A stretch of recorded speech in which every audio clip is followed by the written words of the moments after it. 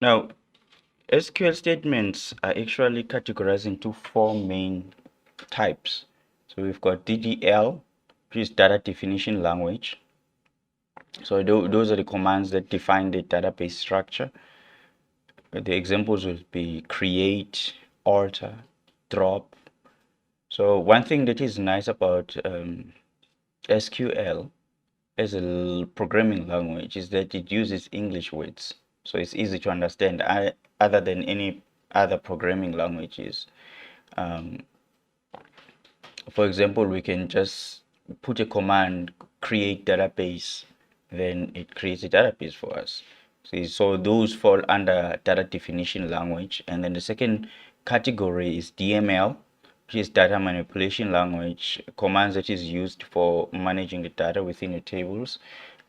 Examples would be to insert, to update, to delete. And then we have DCL or data control language. So those are the commands that involved in rights, in permissions, and other control of a database system. Examples would be to grant or revoke. Then we have transactional control language. So those command that manages transactional control of the database, like begin transaction or commit or rollback transaction. All right. Now, suppose we wanted to create our own database. To create a database in SQL Server, we use create database statement followed by the name that you wish to give a database.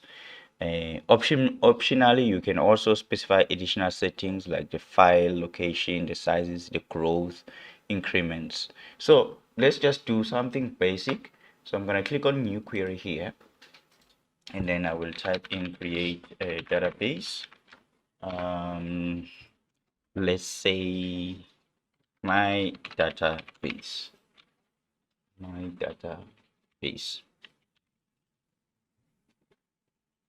Mm, and then I will just execute.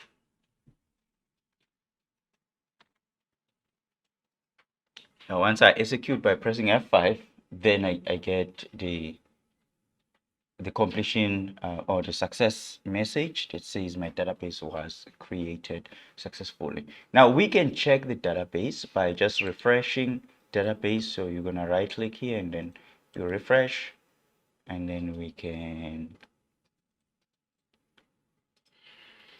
click on the little plus here to check if the database was created. Okay, I've got a lot of databases that installed, but in your case, you should have nothing in there, or you should have one or two.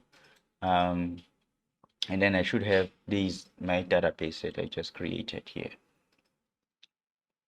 So it doesn't have any tables whatsoever. It's just an empty database. Or we can also run a new query or create a new query that will list all the databases that we have by saying select name from sys dot databases.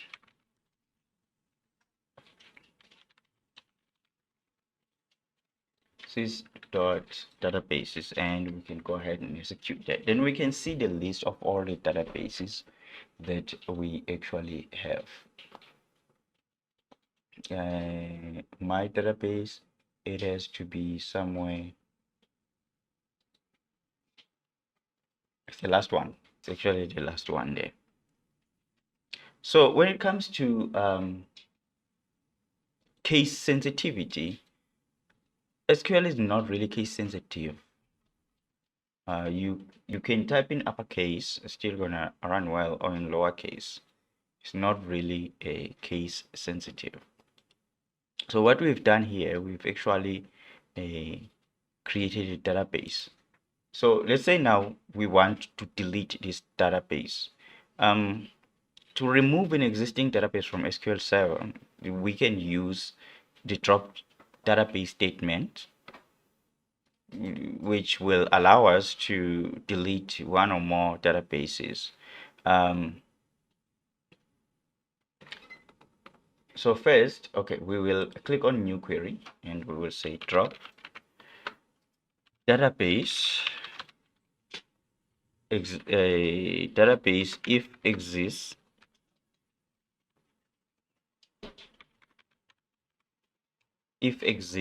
and then the name of the database, which is my database there.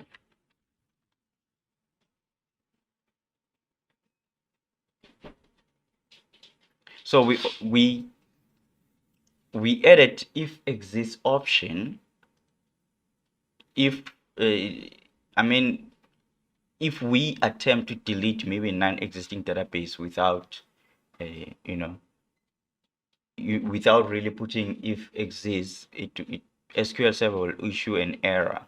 So it's always advisable to check if the database exists before you can delete it. So we're gonna execute this by pressing F5, and it says cannot use database, you cannot drop database my database because it's currently in use. You see here, because it's in use, so what we can do, we can actually, before this statement, we can just say use master.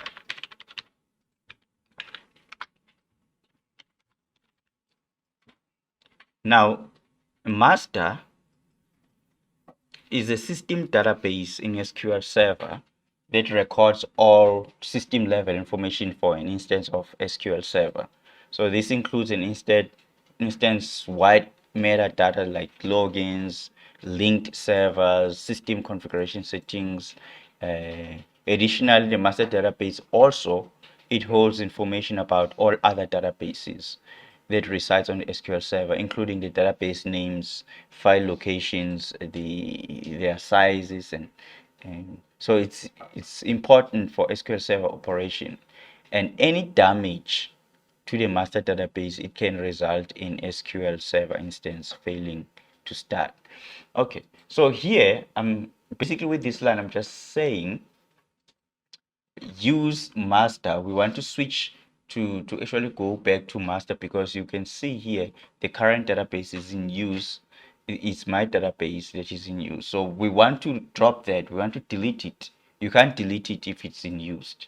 All right, so we'll have to switch the database by putting a statement to say use master, and then also you must drop this database. Okay, let's try it again. We're going to execute this. Then this time we're going to get